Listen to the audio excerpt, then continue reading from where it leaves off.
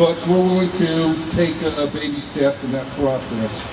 We're looking for sponsors for various bills, and we do have bills to get into committee this year concerning the medical use of cannabis, the decriminalization, and ultimately the legalization. But one of the things that one of our lead attorneys is working on is attacking Title 40, which is the section of the laws that pertain to motor vehicle operation. And we believe that we can make significant progress in getting the classification lowered to a misdemeanor, so that people don't have to worry about going to prison and being arrested for traffic stops. And a large majority of arrests for possession are a result of traffic stops. So Harry was giving a lot of good advice. Listen to him. Refuse to be searched. Don't allow any searches when you're in your motor vehicle. Whether you think you have weed or not with you, don't do it. You have the right to refuse searches. Don't make the job easy on them. So,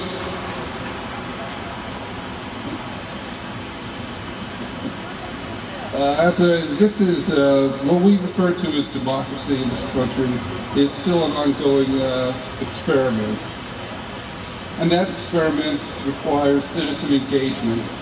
That's what drives changes. And the legislators, when Georgia Normal has been talking to people here under the Gold Dome, they say that they're not aware that people here want change.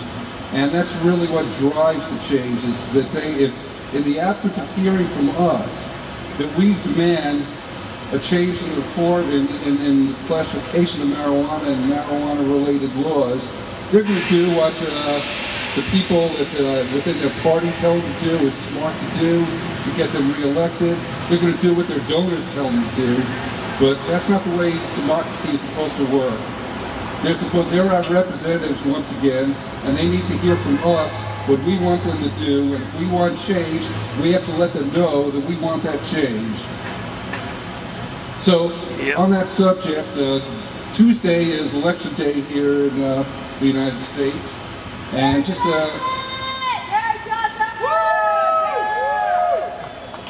has anybody voted early already? That's great. Anybody here that hasn't yet voted that's going to vote on Tuesday? You're the folks that I'm talking to.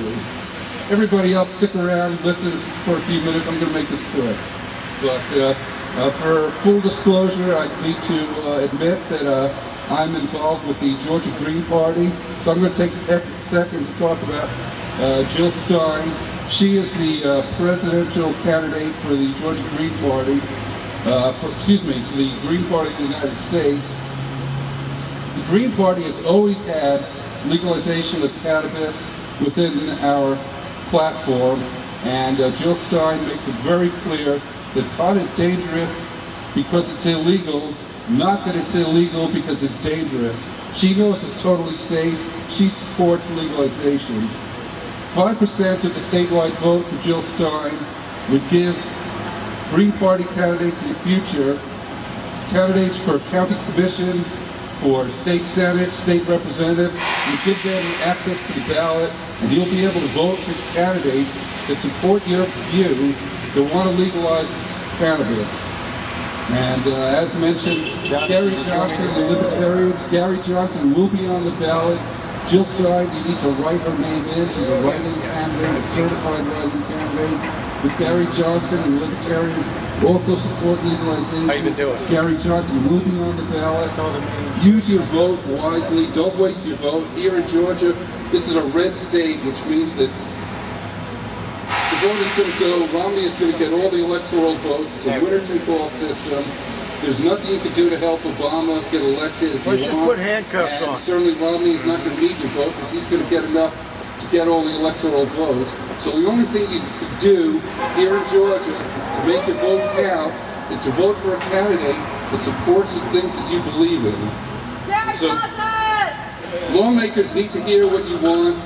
This experiment of democracy requires citizens to be informed and engaged. Get engaged, contact your representatives, get your friends involved, make a difference, be the change. One love. Thank you all. Yeah.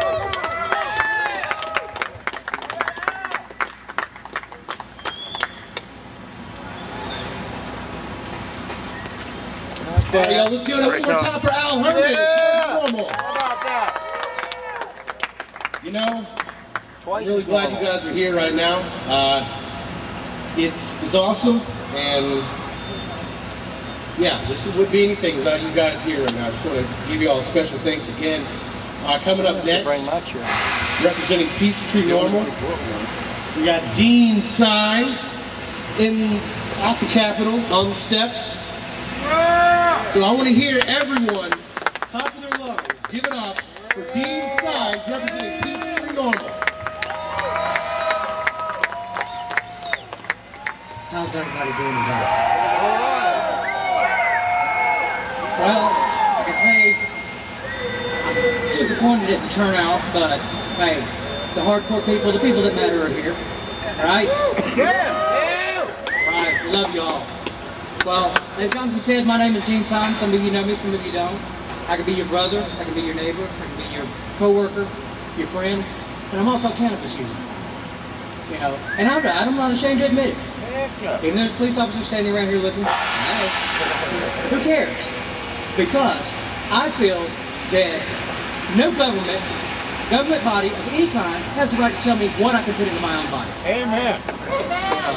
This is not a civil rights issue, this is a human rights issue. Amen. A right for a person to decide what they want to put in their body. They allow us to put all kinds of toxins and poisons, from their pharmaceuticals to alcohol to tobacco. It's all legal. But because of the greed of a few people so many years ago, cannabis was made illegal. It still is today, for the same reason. Money and greed. Last year, over 757,000 people were arrested in the United States for simple possession. These people had their lives turned upside down, families torn apart, loss of their jobs, loss of school grants, loss of their occupational license, loss of a driver's license, loses their homes.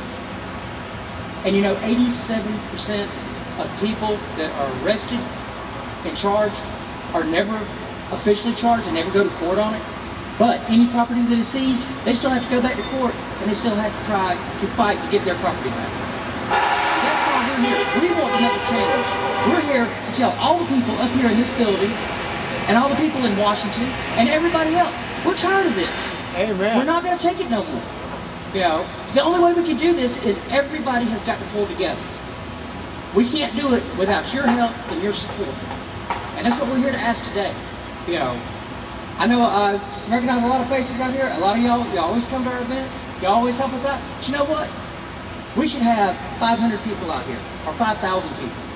Because I know there's more people than just this in That's Georgia right. that want to see cannabis legalized. Oh, it's that fear You factor. know. And the biggest and the worst of everything, you know, granted, the drug war hit the $1 trillion mark this year. Over $1 trillion to eradicate a planet. You can ask police officers. They'll tell you, we can't win this war. We're never going to win this war. More people have died in the war on drugs than any other war in the history of the world. And more people continue to die every day. Hundreds of thousands of people are dying over there across the border, right there in Mexico, because of the drug cartels. Their main source of money, illegal cannabis. If we legalize it, tax it, you know, we can fight the cartels then. How can we fight them now? They've got billions of dollars to spend. We don't have billions of dollars to try to fight them. And our government's selling them weapons. And then they wonder why our border patrol agents get killed. Yeah. You know, it makes no sense to me, but I don't know if any of y'all were here when we had the peace caravan come through a couple months ago. Yep. If you could have been here and listened to the stories of these people that have lost loved ones. I mean, that, you know, they're either lost, they're dead, or they're missing. You know, this has to stop. Amen.